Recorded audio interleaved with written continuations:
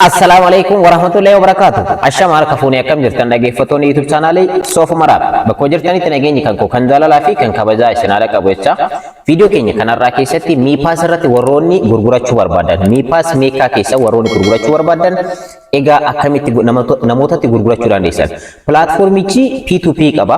P2P irratti akkamitti gurgurachuu dandeessan kanaan dura viidiyoon isin hojjedheetiin jira. Garuu isa ilaaluudhaan P2P irratti direct ofii keessanii gurgurachuu dandeessan. Garuu asirratti wanti isin beekuu qabdan miipaas irratti meekaa hojjetan gurgurachuudhaaf akkaawuntiiwwan akka Binance'dha, Bybit, OKX, akkanumallee Telegram wallet fi kan kana fakkaatan asin gaafata.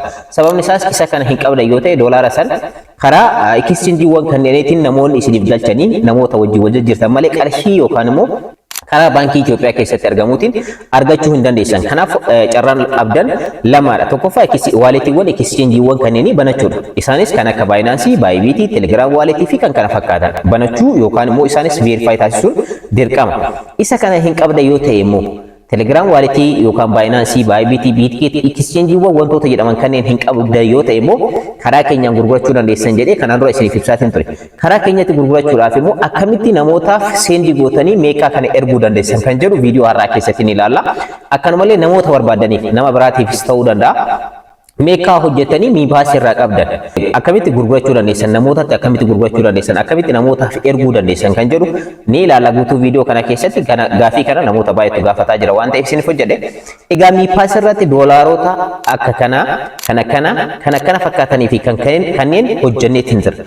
Direct ammallee akkuma asirratti argattan naannoo meekaa 9 yookaan immoo doolaara 55 naannoo sanii ni qabna. Isa kanas viidiyoo itti aanu keessatti withdraw gochaa yookaan baasaatiin gurgurachaa P2P irratti isinitti agarsiisa direct live jechuudha. Challenge keenya irratti illee challenge kan goone keessaa tokko miipaasidha. So kan buuzar aappiidha isinitti agarsiisaatiin ture. Har'a immoo kan miipaasidha viidiyoo itti aanu keessatti isinitti agarsiisa. Egaa doolaara 100 ol hojjenneetiin jira. So challenge sana irratti viidiyoon itti aantu kan waraabamtu ni jirti. Ishee irratti ilaaluu dandeessan.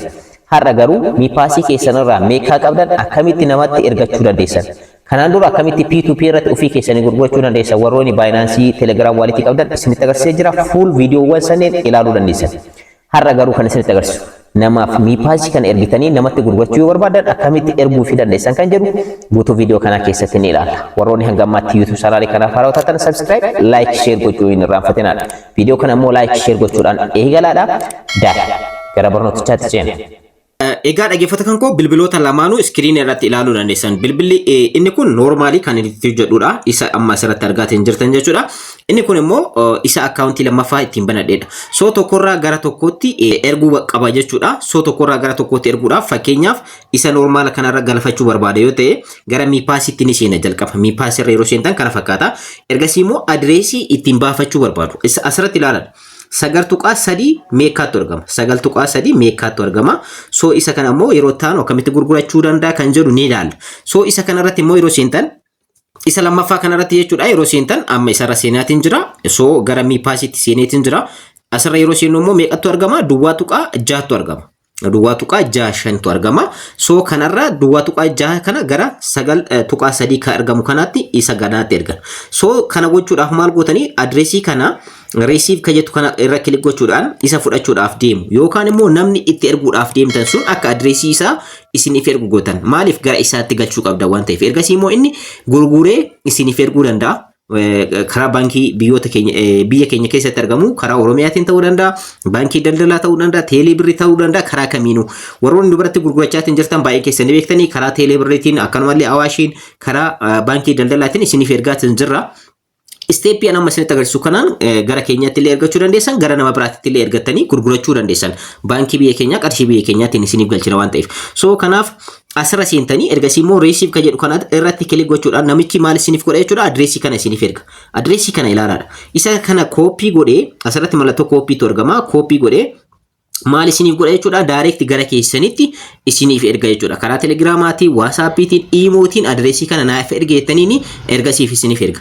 Isin erguudhaaf deemtan waan ta'eef immoo amma duwwaa tuqaa 6 kan argamu kana duwwaa tuqaa 6 kana ergaaf jechuudha. Isa gara akkaawuntii kanaatti. So kanas erguudhaaf asirratti maal godha jechuudha seendi kajettu ni argamti erguudhaaf deema waan ta'eef adireesii kana argadheetiin jira seendi kajettu kanarra kilik godha. Ergasii immoo miipaasii hangam akka ta'e meeqa adreesii asirra galchina jechuudha. Ammauntii immoo tootaalii isaa asirratti galchina. Hangam erguu akka barbaadu jechuudha. So fakkeenyaaf tootaaliin an qabu duwwaa tuqaa 6 dha. So kanaaf maal gochuu qaba?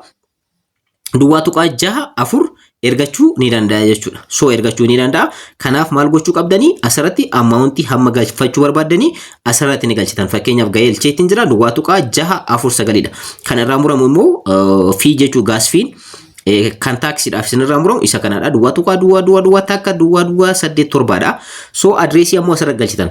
Isa kana adreesii kana karaa WhatsAppiitiin namni akka isiniif ergu gochuu dandeessanii yookaan ofii keessanii bilbila tokkorraa bilbila tokkotti adreesii kana iskaan gochuu dandeessan. So gara WhatsAppiitti deemuudhaan adreesii kana ni fudhattan. So gara WhatsAppii Telegiraama namtichi sun isiniif ergisan koppii godhatan jalqaba jechuudha. So adreesii kana ana gara Telegiraamaatti naaf erge waan ta'eef Telegiraama irra ni seenaa. Telegiraama irra seeneetiin jira adreesii asirratti naaf erge isa kana koppii godhadhee ni fudhadha. Isa kana koppii gootan jechuudha. Asirra koppii godha. Ergasii immoo gara miipaasitti deebi'a. Koppii erga gootanii booda gara miipaasitti deebi'a. Amma jechuudha. Adreesii kan jedhu kan jalqabaa kanarratti meeqa adreesii asirratti ni galcha. Kan nama erguufi sana asirratti ni galcha. Asirratti ilaalaadha. Meeqa adreesii kana osoo dogongoriin haala kanaan ni galchitanii amma wanti asirra barreessitanii fi jirtanii tootaalii kan ergachuu barbaadan. Ergasii immoo miimoon optionaalidha.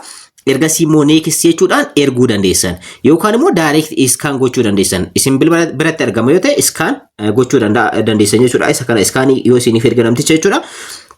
So haala kanaan erguu dandeessanii amma erguudhaa barbaadan iskaan gochuu yoo barbaadan immoo mallattoo iskaaniitu asitti argama.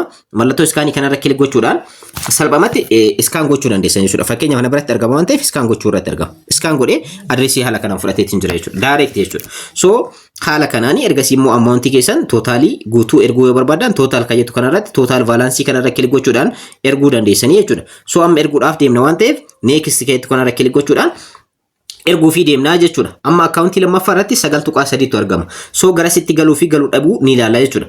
Kan ergaa fi jiru amma duwwaa tuqaa 6 dha. So isa kana confirm kan jettu kanarra kilik gochuudhaan ergasii immoo paaskoodii keessan yookaan immoo koodii keessan itti galchitanii jechuudha. Ergasii immoo direct garanatti galuu qaba jechuudha. So asirra yeroo ergametti jechuudha amma search gochuu irratti argama ni ilaalla. Egaa akkuma amma asirratti argattan success jedheetiin jira. Success jedheetiin jira. Isa kanarratti ammas hin geenye.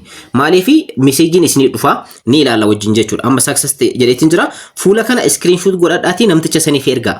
Sababni isaas isiniifis evidensiidha yookaan immoo ragaadha.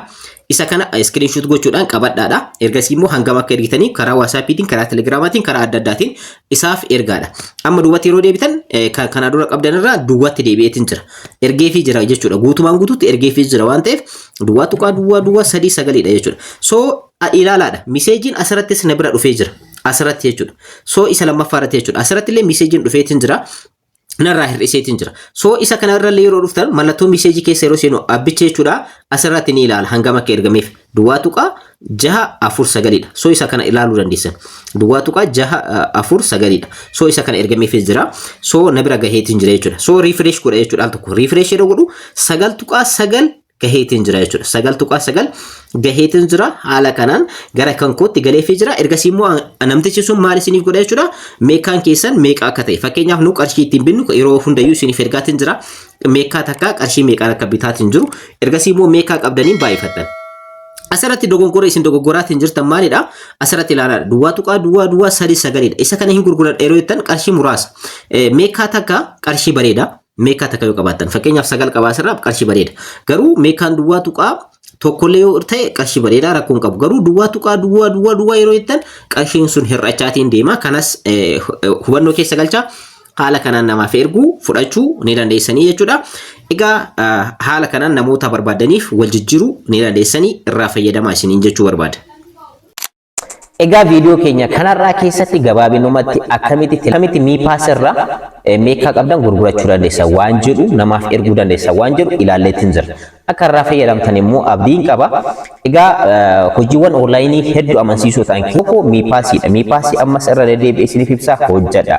So dolara bareeda irraa hojjechuu dandeessanii hojiiwwan kanneen hojjedhaa buuzara app irratti akkamitti hojjechuu dandeessan miipaas irratti akkamitti hojjechuu dandeessan viidiyoowwan isiniif hojjedha jira viidiyoowwan sanneen ilaaluu dandeessan kanarraa asirratti xumureetiin jira yeroo itti aanu viidiyoo biraatiin wal argina miipaas irraa jabaatanii hojjetan dolara bareedoo irraa hojjechuu dandeessan akkanumallee buuzara hojiiwwan onlaayinii baay'eetu jira karaa ittiin hojjetan beekuu dhabuu yoo taate malee hojiin onlaayinii reet ta'e kan kafalu baay'eetu jira. Itti fayyadamaan ergaa kan koo kanarraa asirratti xumuree jira warroonni YouTube chaanaalii kanaaf haaraa taatan subscribe like share gochuu hin irraanfatinaa viidiyoo kan koo kanarraa asirratti xumureetiin jira yeroo itti aanu viidiyoo biraatiin wal argina hangasitti nagaa keessanaa jiraadha.